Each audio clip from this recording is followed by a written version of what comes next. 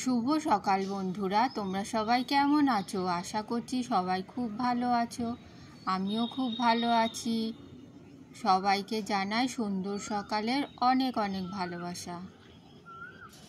আজকে মেঘলা দিন, সূর্য মামা লুকোচুরি খেলছে, কোকিলের ডাক শোনা যাচ্ছে, আর পুরনো দিনে সেই বিখ্যাত গানটাও মনে পড়ে যাচ্ছে, হেমন্ত মুখোপাধ্যায়ের সেই বিখ্যাত গান, এই মেঘলা দিনে একলা ঘরে থাকে না তো মন, কাছে যাব কবে পাবো ওগো তোমার নিমন্ত্রণ।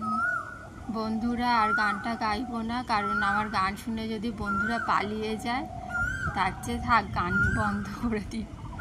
কাছেই একটা গাছ রয়েছে, সেই গাছের ডালে কোকিল বসে ডাকছে, আর দূরে একটা কোকিল ডাকছে। প্রথমে কাছের কোকিলটা ডাকাডাকি করছিল, আবার কাছের কোকিল ডাকা বন্ধ করে দিচ্ছিল, আবার দূরের কোকিলটা ডাকা শুরু করছিল, আর দূরের কোকিলটা আবার বন্ধ করে দিচ্ছিল, আবার কাছের কোকিল ডাকা শুরু করছিল। এইভাবে দুই পাখির মধ্যে কথোপকথন হচ্ছিল। বাইরের দৃশ্য আর কোকিলের ডাক শোনার পর এবার নিচে চলে যাব। বন্ধুরা দেখুন, আমাদের এই বেল গাছটা আর কয়েকটা বেল রয়েছে। বেল যেহেতু পেকে গিয়েছে সেহেতু পেড়ে নিয়ে চলে গিয়েছে। রোজ একটা দুটো করে বেল পড়ে, সেই বেল আমরা বেলপানা করে খাই, খেতে খুব ভালো হয়, আপনারাও বানিয়ে খাবেন। বেলের শরবত খাওয়া খুবই উপকারী। এখন ছাদ থেকে নিচে চলে এসেছি, এসে দেখি মেয়ে ঘুম থেকে উঠে গেছে। মেয়ে ঘুমাচ্ছিল আর মশারির উপর ঘুঘু পাখি এসে বসেছে, আর মেয়ের ঘুম ভেঙে গেছে। ঘুঘু পাখিগুলোর কোনো ভয় ডর নেই, যখন তখন ঘরে ঢুকে যায়। অন্য পাখিরা যেমন ভয় পায়, দূর থেকে পালিয়ে যায়, কিন্তু এই পাখিগুলোর আবার কোনো ভয় নেই। দেখুন বন্ধুরা, এখানে ঘুঘু পাখি বাসা করছে, রোজ আসবে আর যাবে, পাতা নিয়ে আসছে, এখানে ঘর করে থাকবে ভাবছে। মনে হচ্ছে এখানেই ডিম পাড়বে।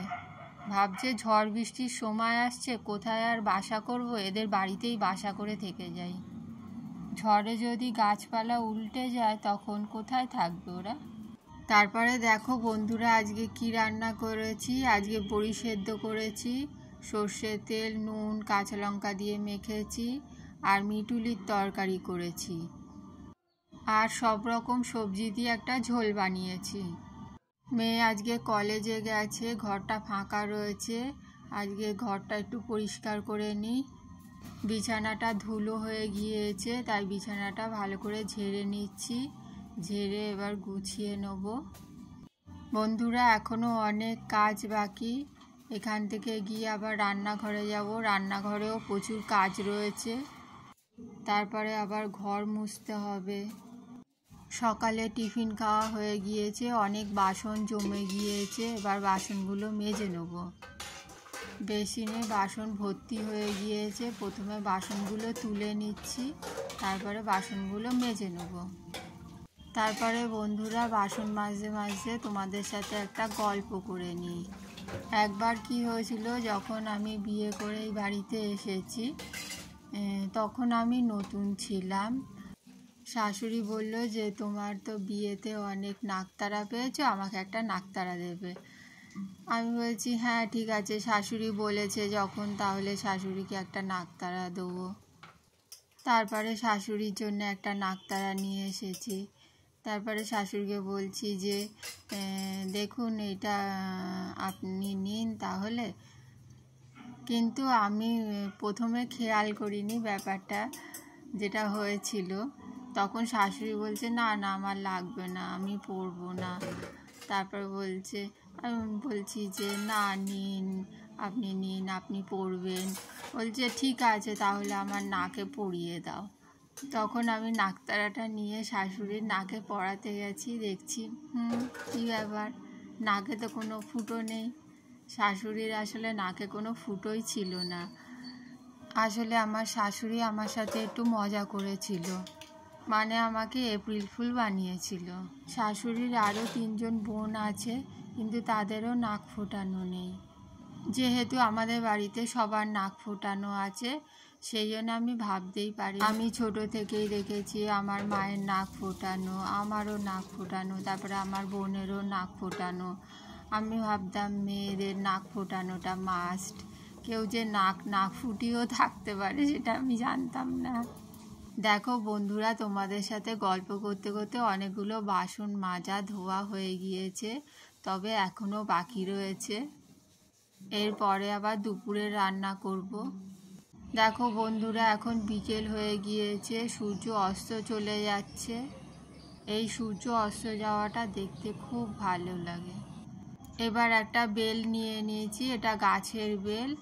এবার এটা শরবত করব। এই বেলের শরবত খাওয়া স্বাস্থ্যের পক্ষে খুব উপকারী।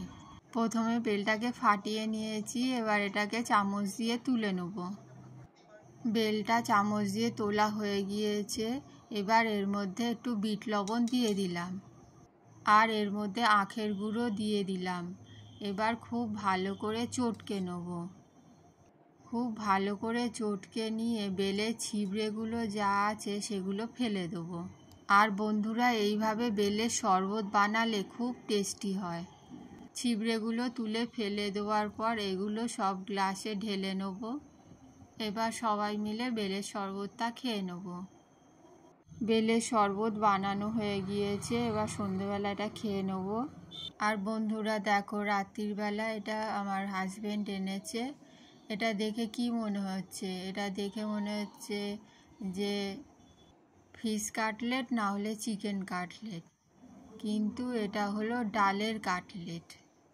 আর এটার নাম হলো ধোকা। খেতে খুব ভালো, খুব টেস্টি। ব্লগটা ভালো লাগলে একটা লাইক দেবেন আর চ্যানেলটা সাবস্ক্রাইব করে আমার পাশে থাকবেন। বন্ধুরা, তাহলে ব্লগটা এখানেই শেষ করছি। ফিরে আসবো নতুন একটা ব্লগ নিয়ে। পুরো ব্লগটা দেখার জন্য অনেক অনেক ধন্যবাদ।